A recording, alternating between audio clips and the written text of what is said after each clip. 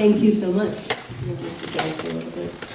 You know, when I got Peg's email, thank you, Peg. When I got Peg's email, thought, what do I know about time? So, of course, I ordered Stephen Hawking's book, A Brief History of Time.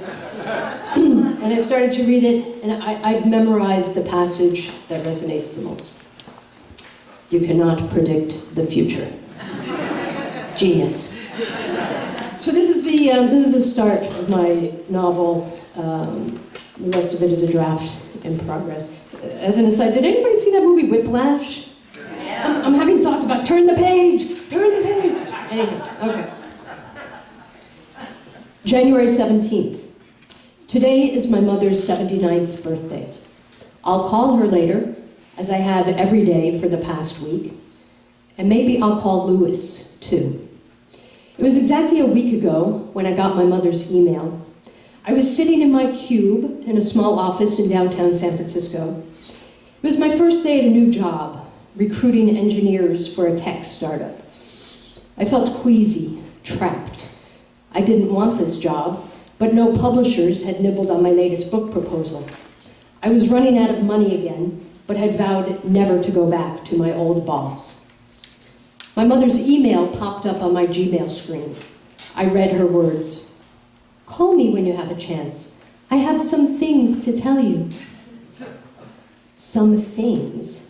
This email was different from her usual emails about activities in her gated country club community in Florida, about her tennis team winning or her bad golf score, or how many laps she swam that day. Some things. I assumed my mother's boyfriend, Arnie, who is 90, must be sick or dying or dead. My mother has been with Arnie for 15 years, since just after my father died. The thought of Arnie dying made me feel even more nauseous, like I'd eaten a day-old cold knish. I wondered if maybe the some things were about my sister Jane. My older sister Jane lives in a small apartment, 5 minutes away from my mother. She graduated from Princeton some 30 years ago, Phi Beta Kappa, summa cum laude, but has lived with my parents or near my mother ever since. Last summer, Jane stopped sleeping again and smashed through her sliding glass door. She broke her nose and was hospitalized. My mother had told me it was an accident, that she hadn't seen the glass. I don't know if this is true. No need to share the gory details, my mother had told me. You know, it's the weak mental strain. This is how my mother usually refers to the faulty genes that my sister Jane inherited from my father. The weak mental strain. I couldn't sit still and concentrate on learning about a recruiting campaign for programmers, or as my mother would say, I had shpilkas. I had to go find out what the some things were. I explained to my new boss that I'd gotten a weird email from my mother and asked if I could go home. Of course, she said. I understand. My mother is getting old too. Yeah, well, I said, this must be about her boyfriend, because my mother is very healthy. Very, very healthy.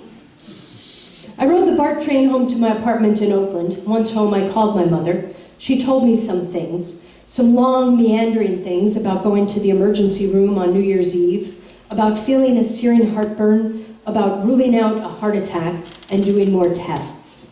I burst into tears.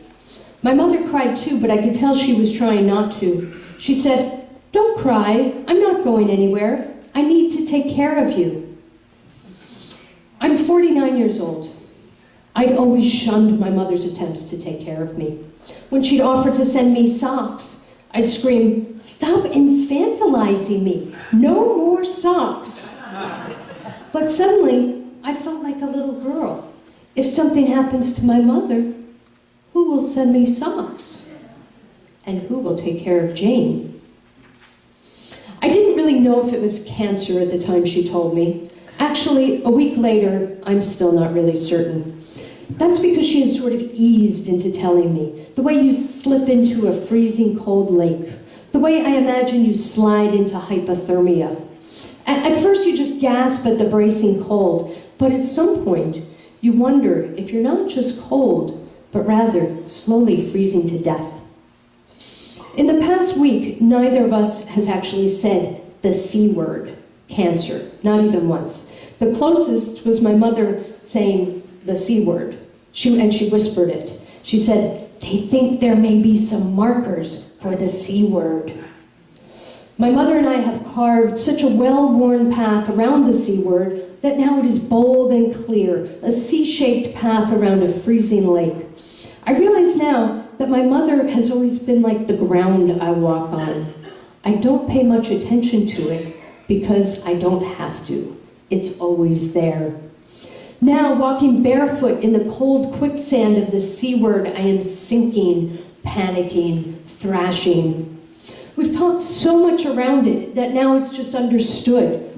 I imagine the way religious Jews don't utter the name of God, but talk around him enough so that everyone has the same vague understanding.